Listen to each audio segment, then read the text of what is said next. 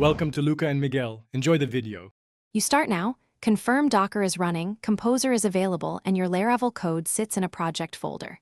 Create a Docker file that uses an official PHP FPM image, add Composer install steps, and expose the app port. Next, write a Docker compose. IML with services, app, web server, DB, and Redis if needed. Once done, bind mount your code for live edits and set environment variables in. Env. Run Docker compose up build to build images and bring containers online.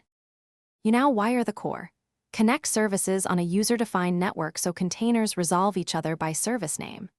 Mount a named volume for vendor to avoid rebuilding Composer on every code change. Persist DB data with a volume. Configure Nginx to proxy to PHP FPM and add a health check for the database.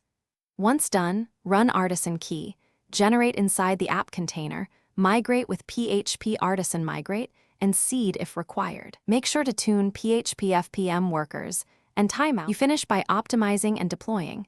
Convert Docker file to multi-stage, install only runtime deps, and set app-env to production.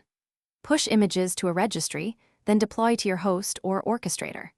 Use compose overrides locally so dev tools remain out of production images. If things fail, inspect container logs, run Docker execut into the app container, confirm file ownership and permissions for storage and bootstrap/cache, and rerun Composer, install inside the container. That one permissions, fix, resolve.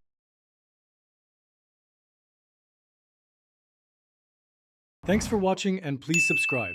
It's the best investment you'll ever make.